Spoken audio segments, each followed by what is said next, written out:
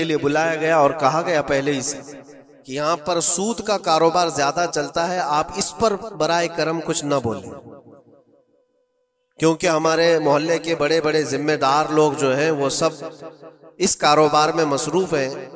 आप सूद पर कुछ न बोलें, बाकी आपकी हर तकरीर सुनने को तैयार है। मैंने उस दिन कसम खा ली, पूरा 1 घंटा सूद पर ही मैंने बयान किया। नहीं बुलाना, इसके बाद ना बुलाओ, लेकिन हम समझौता इस बात पर नहीं करते कि तुम्हारी तबीयत देख करके बात करें, हम रसूलुल्लाह की शरीयत देख कर बात करें। एक आलिम दीन का यह हक है कि वो बुराई को देखे तो उसका इजहार करके मना करे। मुखालिफत होगी, हमें पता है, बुराइयां करने वाले करेंगे, लेकिन यहां पर एक बात मुझे याद आती है, इस बज़्म में मकसूद है इस्लाह मफासिद। नश्तर जो लगाता है वो दुश्मन नहीं होता। डॉक्टर तुम्हारी फोड़ी को अगर काटता है चाकू से तो वो कातिल नहीं है, वो किलर नहीं है। मिन हरज इला आखिर हादिहिल आया सदक़ल्लाहु मौलाना अज़ीम। बारगाह रिसालत मुआब सल्लल्लाहु अलैहि वसल्लम में दुरूद पाक का हदिया पेश करें। अल्लाहुम्मा सल्लि अला सय्यिदिना व मौलाना मुहम्मदिन मअदनिल जूदि वल करम व आलिहि व अस्हाबिहिल किराम व इब्निहिल करीम व बारिक व सल्लिम सलातन दाइमतन सरमदन अबदा। गुफ्तगू के आगाज से पहले मैं एक ज़रूरी बात आपके सामने पेश कर दूं। मस्जिदें अल्लाह की इबादत के लिए होती, यहाँ पर ताज़ीम के लिए खड़े होना जिस वक्त मैं आ रहा हूँ ये मैं बिल्कुल मुनासिब नहीं समझता। अपनी अपनी जगहों पर बैठे रहे, खड़े होना, बल्कि अल्लाह के नबी सल्लल्लाहु अलैहि वसल्लम ने ये इरशाद फरमाया, जो बंदा ये तमन्ना रखता है कि लोग उसके लिए खड़े हों, अल्लाह उसको दुनिया में और आखिरत में जलील फरमाएगा। हमें यह हरगिज़ तमन्ना नहीं होनी चाहिए कि हमारे लिए लोग खड़े हों, और अल्लाह की इबादत के लिए आए हैं और हमारा सर यहाँ पर सिर्फ अल्लाह की बारगाह में झुकना है। और यहाँ पर अल्लाहु अकबर जब कहा जाता है, अल्लाह सबसे बड़ा है, फिर किसी की तरफ तवज्जो ना हो। बाहर ताज़ीम व तकरीम, इज्जत व वक़ार सब अपनी जगह पर, यह अल्लाह का घर है और खालिस अल्लाह की इबादत। बहरहाल दुरूद पाक पढ़ लें। अल्लाहुम्मा सल्लि अला सय्यिदिना मुहम्मदिन मअदनिल जूदि वल करम व आलिहि व अस्हाबिहिल किराम व इब्निहिल करीम व बारिक व सल्लिम सलातन दाइमतन सरमदन अबदा। अल्लाह तबारक व तआला ने कुरान पाक में इरशाद फरमाया कि अल्लाह की तरफ बढ़ने के लिए तुम रास्ता तलाश करो और मेहनत करो।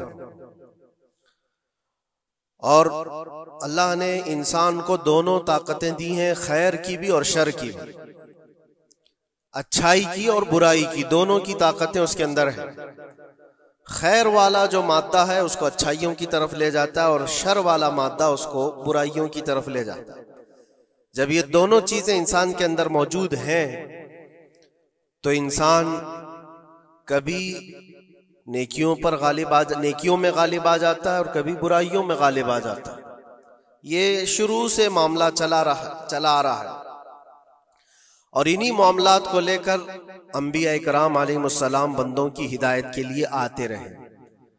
अल्लाह तबारक व तआला ने बंदों को यूं ही नहीं छोड़ दिया, बल्कि अपने पैगंबरों को भेजा और खैर और शर के दरमियान तमीज सिखाने के लिए अंबिया आते थे, यही बताने के लिए कि तुम जिस रास्ते पर चल रहे हो, अगर ये गलत है तो गलत और सही है तो सही। और आखिर नबी हमारे आका मोहम्मद सल्लल्लाहु तआला अलैहि वसल्लम के बाद फिर ये काम उम्मत के उलमा औलिया अंजाम देते रहे।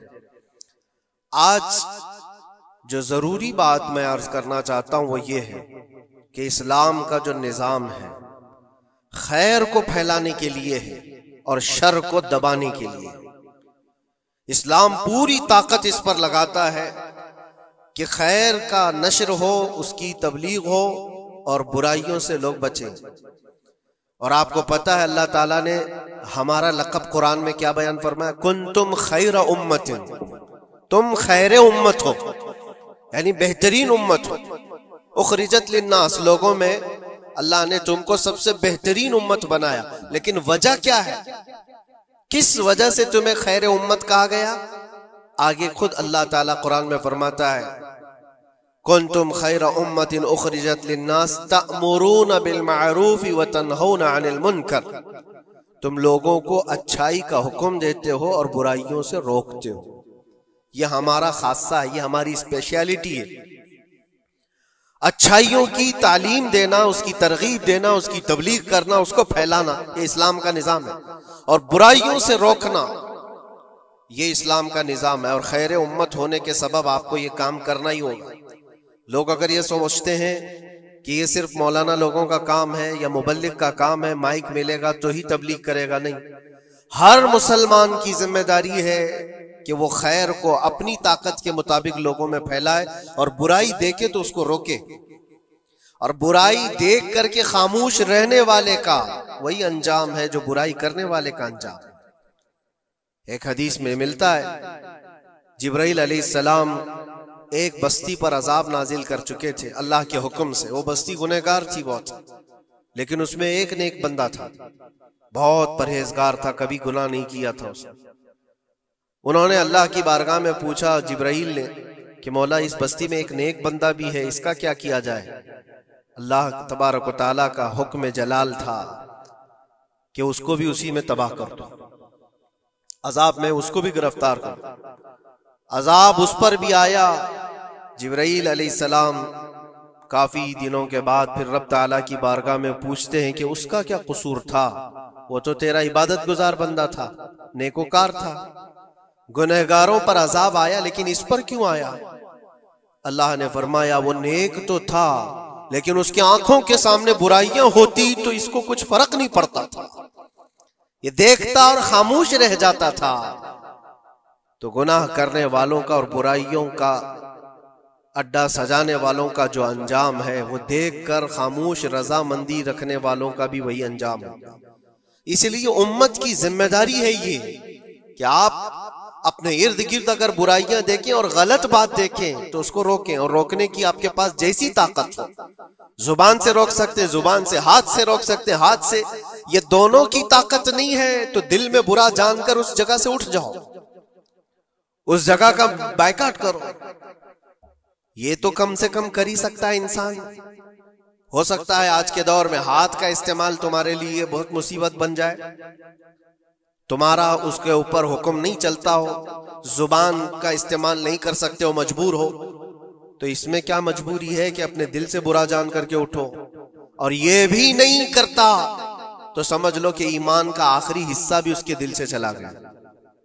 ईमान जिसके पास थोड़ा सा भी बाकी है, वो बुराइयों को देख करके वो बरंगेख्ता होगा, उसकी तबीयत बुराइयों को देख करके मानने को कभी तैयार नहीं होगी।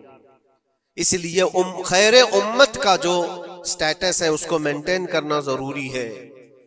यही तो बात है मेरे अजीजों, हजार तरह की मुसीबतें आए हम पर, लेकिन हम उस मिशन को नहीं छोड़ सकते जो हमारे ईमान का हिस्सा है, जो हमारे ईमान का हिस्सा है। हमें जो बुराई नजर आएगी उस पर बोलना हम पर वाजिब है, और उस पर भी खामोश और मसलहत की और हिकमत की बात करके उसके बहाने से गोशा नशीन हो जाना, ये उम्मत की जिम्मेदारी नहीं है। ये तो रास्ता तलाश करने और बहाने की बनाने की एक सोच है। बाकी हर आलिम दीन हो, हर मोमिन हो, बुराई को देखे तो उसका इजहार करे और लोगों को रोकने की कोशिश करे। एक बात और मैं बताऊं, मुआशरे में कुछ सूदखोर हैं, कुछ शराबी हैं, और उनके मुतालिक ऐसा है कि वो अच्छा असर और रसूख रखते हैं।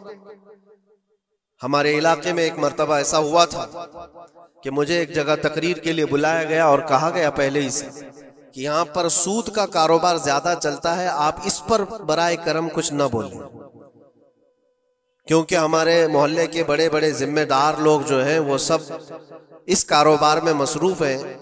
आप सूद पर कुछ न बोलें, बाकी आपकी हर तकरीर सुनने को तैयार है।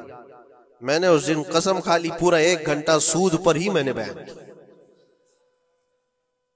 नहीं बुलाना इसके बाद ना बुलाओ, लेकिन हम समझौता इस बात पर नहीं करते कि तुम्हारी तबीयत देख करके बात करें, हम रसूलुल्लाह की शरीयत देख कर बात करें। एक आलिम दीन का यह हक है कि वो बुराई को देखे तो उसका इजहार करके मना करे। मुखालिफत होगी, हमें पता है, बुराइयां करने वाले करेंगे, लेकिन यहां पर एक बात मुझे याद आती है, इस बज़्म में मकसूद है इस्लाह मफासिद। नश्तर जो लगाता है वो दुश्मन नहीं होता। डॉक्टर तुम्हारी फोड़ी को अगर काटता है चाकू से तो वो कातिल नहीं है, वो किलर नहीं है, वो